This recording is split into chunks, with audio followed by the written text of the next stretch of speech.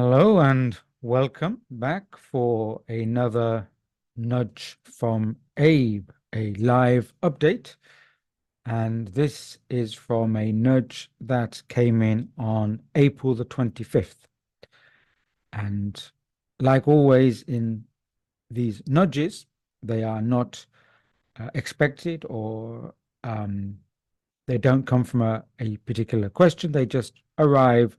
And as if and when they arrive, my friend Nicola sends them to me and I look at them. So this is from April the 25th and it's one paragraph and I will get to it and read it. You see, for so long now, you have but placed greater and greater restriction upon that in which you are, that in which you do. For you see, despite being convinced otherwise, the magic does not lie in the external. And we say, do lightly, for it is a relational point of place. For there is not experience, then action or no action, which is mostly the case. It is in direct relation to, despite you seeing otherwise. See, when we say step relate, these are indeed coherent, not consecutive, you see. And much of what you are told is not relatable at all to you as human beings, for the clue is right there under your nose. For if you have to wait for success, for God, for the stars to align, then you have indeed missed the point altogether. For is it not already here for you to relate to? This is because it is not in the grandeur.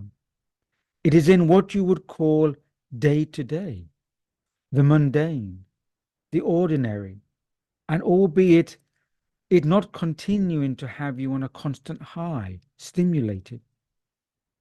Might we add here, with great reverence, it is not meant to be so, but the wave, the motion of this very ordinary human experience. When you are allowing from this point, you allow all that you are. This is what makes life extraordinarily ordinary. You see, it is not the grandeur that makes it so. These are but points. It is the reading of the paper, the crying from a hurt, the beautiful sunset. And we are not saying you have to be in constant awe, nor happy nor positive continuously. For if so, you are not allowing all that you are. This must be seen now. So that is the nudge from Abe. Let me go through with my own commentary. As always, this is just from my own perspective. So again, as always, and as Abe seems to be putting the perspective upon ourselves, trying to kind of nudge or guide us back to ourselves and not out of ourselves, not on the external things of life. So Abe begins by saying that we are putting greater and greater restriction on ourselves because we think the magic lies external, which suggests that the magic is within us. It's internal. And so if we're going outside of ourselves to look for the magic, we're doing ourselves a disservice. And that disservice Abe describes as putting a restriction upon ourselves, limiting ourselves, let's say. And Abe then says, do lightly. I mean, by doing action, do it lightly, not boom, boom, boom. We just connect the flow. It's about relational points. And Abe says it's about step relate. We move through different points of place. And I think the important thing here in that phrase is that Abe says, when we say step relate, these are indeed coherent, not consecutive, you see. And again, this is a human mind pattern is that we tend to think in the linear. We step, relate, plod, plod, plod, and we move from one to the one. And ABE said, no, it's about coherency. We move between relations or um, steps in our lives coherently. It doesn't have to be consecutively.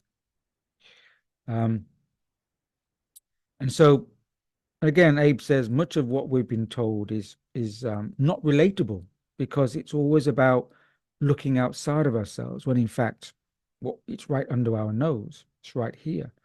So we can't relate coherently to all these external events if we can't be at a point of place in ourselves. Um, in a kind of uh, interesting way, Abe says, if you have to wait for God or wait for the stars to align, then you've missed the point. Because we're already relating. Kind of making a little jibe, but I suppose, we are so sometimes fixated onto, doing things only when externally the stars are right to do it, or we're waiting for the cue to make a move. But we miss the point because we have to relate it within ourselves. And that looking out of ourselves is often we're trying to look for something grand, something big, something that will give us meaning external to ourselves. And Abe says we're looking for the grandeur. But life isn't about the grandeur. It's in the day to day, the mundane or the ordinary, as we would call it, because that's how we relate in our everyday movements. And Abe said we don't have to be in a constant high, stimulated, which I think is a reflection of a lot of modern living, is that we tend to get um, fed by the stimulus, wanting something to give us a high, to make us feel good. It's a Friday, let's get drunk. Or it's the weekend, we have to do something exciting because it's Saturday. We're always looking for some stimulus. And Abe is saying, well, um, actually, it's in the flow, the wave, the motion. You don't need to go stimulus, because then if you go up, you're going to come down again. But if you're in the wave, you can always be in the motion of the human experience. And Abe says that if we are allowing that motion, then it makes life extraordinarily ordinary. And I think I love that kind of phrase. In fact, Abe has mentioned it before a few years ago, that phrase, extraordinarily ordinary, is that what we think as the mundane life is already extraordinary, just to be in life. Um, and so, again, Abe says the grandeur is like, those are the points. You get certain points in your life which may be grandeur, but it's not about just those points. It's about the constant flow in the extraordinarily ordinary flow of life. That's where we can be in allowance. We don't have to, as Abe says, it's the reading of the paper, the crying from a hurt, a heartbreak or a beautiful sunset. These are all part of the life experience that we can flow through. And Abe says we don't have to be in constant awe. We don't have to think we have to be always happy and always positive, because flows move through different relations. Sometimes we're happy, sometimes we're melancholy, sometimes we're reflective, sometimes a little sad. But that's the flow that makes life so rich. And if we're looking for some stimulus, some moment of grandeur, then I think we're you know um, unduly not recognizing our own grandeur, our own brilliance, even in the sad times, even in the our own flows. There's always the self grandeur, and it's not outside of us. The magic is within us.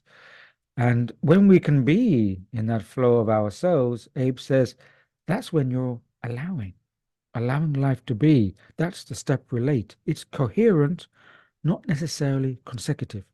That means it's in equilibrium, not necessarily in a linear Boom, boom, boom, plod, plod, plod. And that must be seen now, says Abe. So, as always, a very kind of gentle advice from Abe, just saying, it's not outside, it's not in this or that, it's where you are, extraordinarily ordinary. So that's the few words from Abe. So again, thanks for listening. Stay in allowance, and I'll see you down the line. Cheers.